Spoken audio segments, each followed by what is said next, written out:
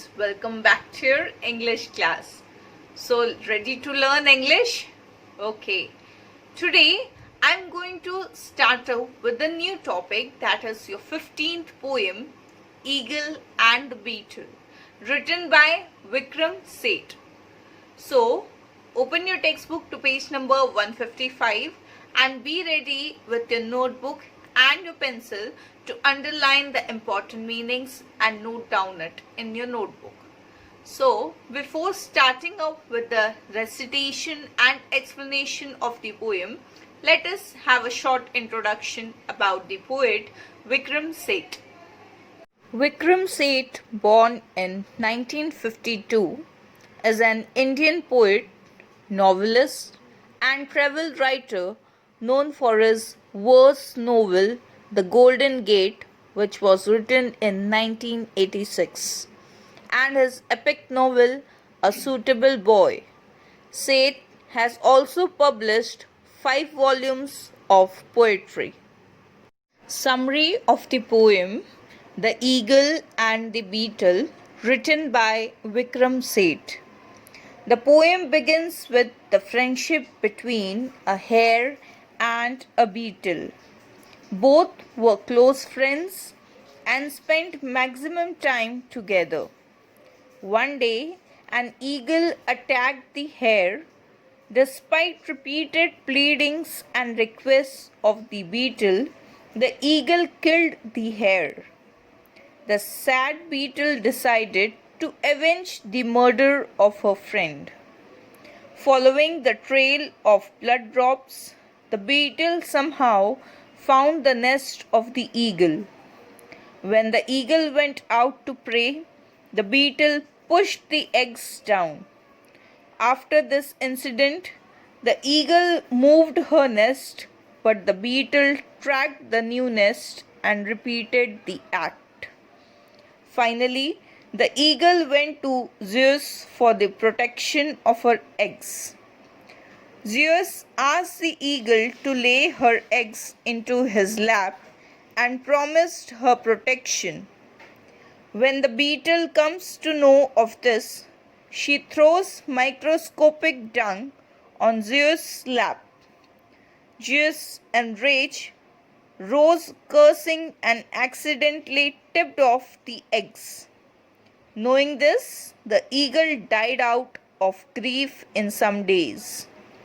People say that after this, eagles don't lay their eggs in the months when beetles fly excessively in the sky. Moreover, the moral of the poem is that if you are strong, it does not qualify you to crush others who are weak. Recitation of the poem The Eagle and the Beetle. A beetle loved a certain hare and wandered with him everywhere. They went to fairs and feasts together, took walks in any kind of weather, talked of the future and the past, on sunny days or overcast. But since their friendship was so pleasant, lived for the most part in the present. One day, alas, an eagle flew above them, and before they knew what cloud had shadowed them, the hare hung from her talons in the mid-air. "Please spare my friend," the beetle cried. But the great eagle sneered with pride. "You punny, servile, cloddish bug! Go off and hide your ugly mug. How do you dare assume the right to meddle with my appetite? This here's my snack. Have you not heard? I'm the great god Zeus's bird. Nothing can harm me, least of all a slow, pathetic, droning ball. Here, keep your friend's head," and she tore the hare's head off and swiftly bore his bleeding torso to her nest, ripped off his tail, and ate the rest. The beetle stared at her friend's head and wished that she herself was dead. She mixed her tears with his dark blood and cloaked his face with clods of mud. She swore that till her dying breath she would avenge his cruel death, that she would make the eagle pay for what she had performed today. Next day she slowly tracked the trail from drop of blood to tuft of tail, till high up on a mountain crest she found the huge unguarded nest. And at the hour that yesterday the bird had plunged towards her prey, the beetle with her 6 short legs rolled out the mighty eagle's egg. She left at once, but she could hear the eagle's screams of pain and fear, when later she returned and found the broken eggshells on the ground. Next day the eagle moved her nest 10 miles or more towards the west. But still the beetle's scrutiny followed her flight from rock to tree. When finally the eagle laid another clutch, the beetle made straight for the nest in which they lay. And when the bird was hunting prey, with much fatigue but little sound, rolled the great eggs onto the ground. When this had gone on for a year, the eagle, crazed with rage and fear, would turn back screeching in mid-air whenever she would sight a hare. The fat drone of the beetle's flight shattered her calm by day or night. For weeks on end she scarcely slept. She laid her eggs in grief and wept. When what she had feared had come to pass, and her smashed brood lay on the grass, at last she cried, "What is the use of bearing your protection, Zeus, when that small evil clot of mud has massacred my flesh and blood? King of the gods, where may I rest? Where may I safely build my nest? Where lay my eggs without mishap?" "Here," said the god, "here in my lap." And so the eggs lay more secure than they had ever lain before. What in the universe could be more safe than Zeus' custody? So thought the eagle, till one day the beetle saw them where they lay, and aiming with precision flung a microscopic ball of tongue into the lap of mighty Zeus, who rising swept divine abuse, and shaking dirt from off his legs, unthinkingly tipped out the eggs. Past hope the eagle pined away and died of grief, and to this day they say that eagles will not nest in months when beetles fly their best. But others, not so superstitious, merely assert that fate's capricious, and that the strong who crush the weak may not be shown the other cheek. Explanation of the poem The Eagle and the Beetle. A beetle loved a certain hare. Now here in this poem there is a beetle and a hare, and they both are very good friends. A beetle loved a certain hare. That means there is a beetle who loved one hare. That means they had a very deep friendship in between them. And wandered with him everywhere. Wandered means to roam here and there. That means wherever they were going together.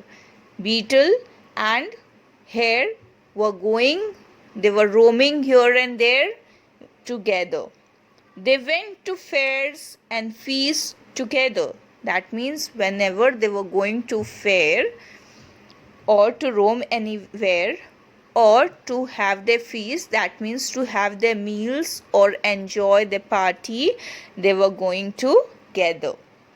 Took walks in any kind of weather. That means whether it was a rainy season or summer season or winter season, whichever season it used to be there, they were having a walk together. Talked of the future and the past.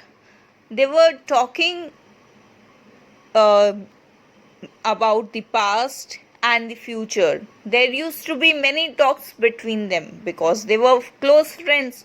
Like, for example, if we also have friends, we used to have a lot of talks with our friends, that what we did yesterday, what we are going to do tomorrow, what we are going to do today, what we have bought for lunch, what we are going to wear in the party, etc., etc. Many things are there what we share with our friends. In the same way, they both were sharing their talks together, and they were talking about the past. They were sharing their past talks with each other and planning their future together. On sunny days or overcast, but since their friendship was so pleasant, lived for the most part in the present. That means they were so close friend that they were living for the present. That means for the most of the time they were thinking about the present, that what they are going to have today, what they are going to eat today, where they are going to have fun today, which kind of feast they are going to have, which kind of food they are going to eat. So all these things they were having a talk between each other regarding their present. One day, alas, an eagle flew. That means one day, finally, an eagle flew above them and before they knew. And they were unaware. Beetle and hare were unaware of that particular eagle. What cloud had shadowed them? The hare hung from her talons in midair. That means suddenly that eagle flew fast towards the hare, and she hold that hare from her talons. That means sharp claws, sharp nails. Okay, she held that hare with her talons and again flew back in the midair. Please spare my friend, the beetle cried. Now, beetle and hare, they both were very close friends.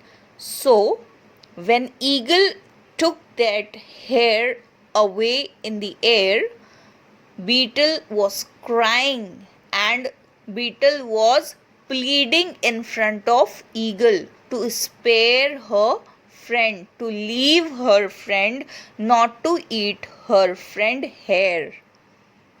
But the great eagle sneered with pride. You punny, servile, cloddish buck. Now, what is the meaning of servile? Servile means eager to serve. That means that eagle was very eager to have that hare. And what is the meaning of cloddish? Cloddish means stupid. That means the eagle called that beetle stupid. That, are you stupid that I am going to leave my meal for you? You are begging in front of me and I am going to leave my meal. No, I am not going to leave my meal. Go off and hide your ugly mug. Now, what is the meaning of mug here? Mug means face. So, eagle is saying to the beetle that go off from here and hide your ugly face from in front of me. How do you dare assume the right? That means eagle is anger on the beetle. She is saying that how dare you interrupt in between my appetite, in between my meal. This is my food which I am going to have today, and how dare you are interrupting in between. So how do you dare assume the right to meddle with my appetite? This here is my snack. Now here eagle is saying that this here is my snack, it is my meal, and I am going to have it. Have you not heard? I am the great god Zeus's bird, that I am the bird of great god. Nothing can harm me, least of all a slow, pathetic, droning ball. Now, what is the meaning of droning? Droning means making continuous low sound. That means eagle is very proud to be a bird of God Zeus, and eagle is also saying that how dare you are very ugly. And this eagle is saying to whom? Eagle is saying this to the beetle, and eagle is saying that you are very ugly, get lost and don't interrupt in between my meal.